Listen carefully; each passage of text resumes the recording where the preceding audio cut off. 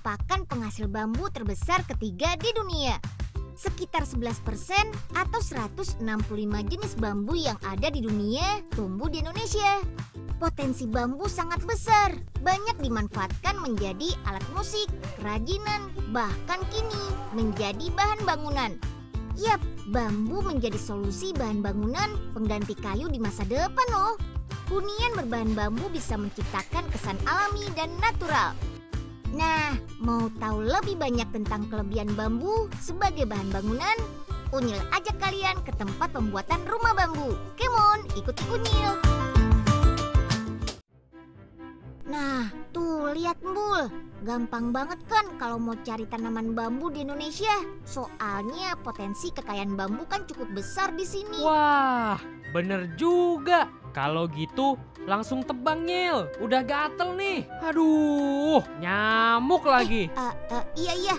Ayo Mbul, ambilnya secukupnya aja ya. Oke. Yuk ah, udah cukup nih. Aduh, ya pelan-pelan dong Mbul.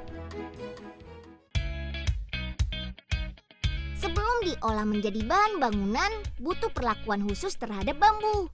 Kalau zaman dahulu, orang biasa merendam bambu ke air laut dalam waktu lama supaya kuat. Sekarang sih ada cara lain dengan hasil yang sama. Gimana caranya ya? Sebelum digunakan sebagai bahan bangunan, cuci bambu menggunakan campuran air dan bahan khusus. Ini untuk membersihkan warna hijau pada bambu.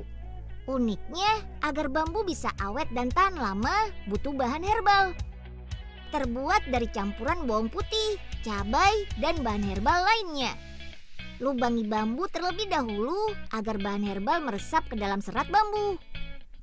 Lalu rendam bambu dalam campuran air dan bahan herbal.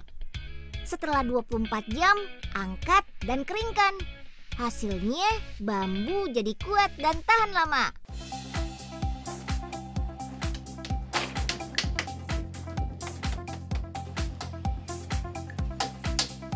Oke, sekarang kita lihat pembuatan rumah bambu yuk. Bambu-bambu ini didatangkan langsung dari daerah Pujon, Malang Selatan. Untuk rangka, pengrajin menggunakan bambu jenis petung karena berukuran besar dengan diameter 15 cm. Jadi bisa menopang beban yang berat. Buat lubang sesuai ukuran diameter bambu. Lalu rangkai potongan bambu seperti ini. Gunakan tali ijuk dari pohon aren atau rotan sebagai pengikatnya. Tali ijuk lebih tahan air dan punya serat yang kasar.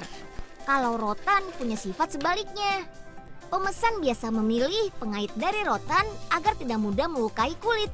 Jadi sesuaikan bahan dengan kebutuhannya ya. Oke, lanjut ke tahap pembuatan atap. Bahannya dari serat ijuk. Susun rapi seperti ini. Lalu eratkan dengan ijuk yang sudah dipintal. Sebagai pelindung anti rayap, lapisi bambu dengan cat anti rayap ya. Oke, tinggal kita rakit deh. Satukan atap dengan bagian gazebo-nya. Sip deh. Dari segi waktu, pembangunan rumah bambu jauh lebih singkat. Untuk luas bangunan 6x10 meter ini butuh waktu 2 minggu. Dengan harga per meter persegi sekitar Rp700.000. Sebagai bahan bangunan, bambu punya banyak kelebihan. Bambu punya sifat lentur, jadi lebih tahan gempa. Rumah bambu menjadi solusi untuk masyarakat yang tinggal di daerah rawan gempa. Bambu bisa menyimpan panas dan dingin. Pori-pori pada bambu akan menyerap udara, lalu disimpan di dalam rongga bambu. Pada siang hari, bambu melepas hawa dingin yang disimpan semalaman. Begitu juga saat malam hari. Wah, pantas saja ya, rumah bambu bisa menimbulkan hawa sejuk. Bambu punya potensi sebagai pengganti kayu. Selama ini penebangan kayu untuk bahan bangunan sudah berlebihan. Padahal pertumbuhan kayu kan cukup lama. Ini berbeda dengan tanaman bambu. Sejak umur 3 tahun, bambu sudah bisa kita panen. Setelah ditebang, bambu akan menghasilkan tunas baru dan kembali tumbuh. Dengan banyak kelebihan, sudah seharusnya kan bambu menjadi alternatif bahan bangunan. bukan hanya untuk villa ataupun restoran, tapi juga sebagai hunian masyarakat Indonesia. Mantap! Aduh, Embul kemana sih? Bambunya kurang nih. Nyil, nih bambunya. Ya ampun, Embul, lama banget sih. Gak jadi-jadi tuh rumah-rumahnya. Embul lama nih. Yeay, udah diambilin juga. Nih, taruh di mana nih? Bawah aja ya. Tunggu. Aduh, sengaja ya kamu, Nyil. Udah, kerjain sendiri aja deh.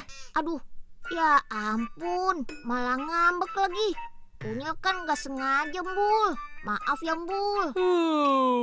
Kerjain aja sendiri. Ya, Unyil kerja sendiri dong kalau gini. Aduh. Makin hari, makin banyak orang sadar pentingnya kesehatan. Itu terbukti makin banyak orang bergaya hidup sehat. Dengan menjaga asupan makanan dan minuman yang masuk ke dalam tubuh. Memilih makanan dari bahan alami jadi alternatif gaya hidup sehat loh. Salah satu caranya bisa dengan minum air kelapa nih. Wih, belum banyak yang tahu nih kalau air kelapa bisa sebagai pengganti cairan tubuh. Wah, kok bisa ya? Nah, mau tahu lebih lengkap? Yuk ikuti Unyil ke pabrik pengolahan air kelapa murni dalam kemasan hari ini. Dari Sabang sampai Merauke, berjajar pulau-pulau. Duh, berat banget nih. Wah, mau kemana Pak Enyeng? Ini nih Den, bawain kelapa buat Pak Ogah. Dia haus katanya. Loh Pak Enyeng, sekarang kan sudah ada air kelapa murni yang dalam kemasan Pak. Oh iya. Wah. Aduh, sakit. Aduh. Waduh, Pak Enyeng, ayo sekarang ikut Unyil ke pabriknya. Pertama-tama, siapkan dulu nih kelapa-kelapa pilihan. Untuk menentukan kelapa pilihan ini, ada 2 kali tahap pemisahan loh. Yang pasti kelapa pilihan ini kelapa tua, tidak bertunas, tidak busuk atau pecah. Dan tentunya tidak terkontaminasi atau tercampur bahan bakar.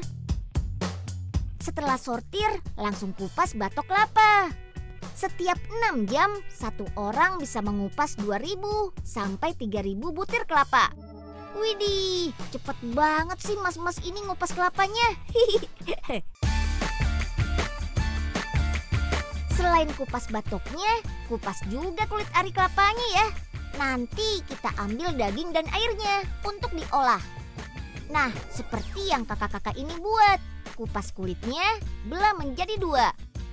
Satu buah kelapa ini bisa menghasilkan air kelapa sebanyak 21%. Wah, tangkinya banyak banget. Iya, tangkinya memang banyak.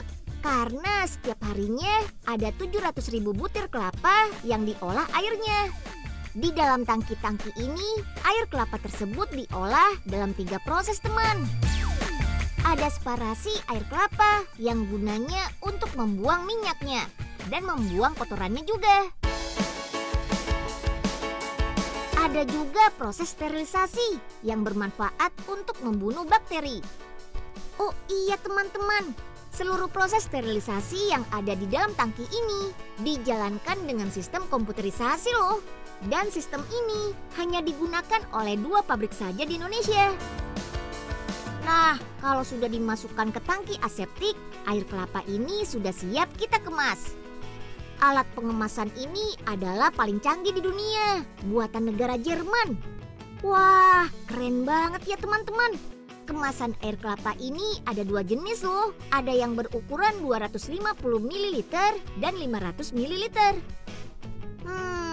Jadi makin gak sabar ya untuk minum air kelapa murni dalam kemasan ini. Wah, gak ada orang. Ambil kotak-kotaknya. Pak Enyeng, mau kemana? Kok kotak-kotaknya pada dibawa sih? Mau dibawa pulang, Den. Loh, kan masih belum Pak Enyeng. Masih ada proses lagi setelah ini. Ayo ditaruh lagi kotak-kotaknya. Hah? Belum selesai ya? Ya, Kirain udah, Den. Setelah kemas, lanjut ke uji kualitas. Dalam uji kualitas, tes derajat keasaman, kadar gula, kekeruhan, kadar vitamin C, pengetesan aroma, rasa, dan warna air kelapa kemasan ini. Wah, banyak juga ya tesnya. Wih, terjamin banget kan kebersihan air kelapanya. Sudah segar dan sehat, aman juga untuk dikonsumsi oleh semua umur. Jika sudah lolos uji kualitas, pindahkan air kelapa ke gudang penyimpanan. Dalam 1 hari, pabrik bisa memproduksi 80 ton kemasan air kelapa kemasan. Dan siap dijual ke seluruh Indonesia. Kedepannya, air kelapa kemasan ini juga akan diekspor ke luar negeri loh. Manfaat air kelapa ini sangat banyak. Saat Perang Dunia Kedua dan Perang Vietnam, air kelapa digunakan sebagai kantung infus loh. Fungsinya sebagai pengganti cairan tubuh pasien yang sakit atau tidak sadarkan diri. Itu karena air kelapa mirip dengan cairan yang ada di dalam tubuh kita.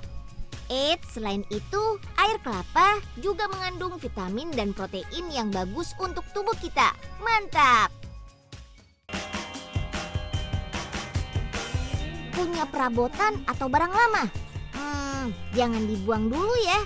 Kita bisa ubah jadi lebih menarik. Mau tahu bagaimana caranya? Nah, nonton sebentar lagi ya.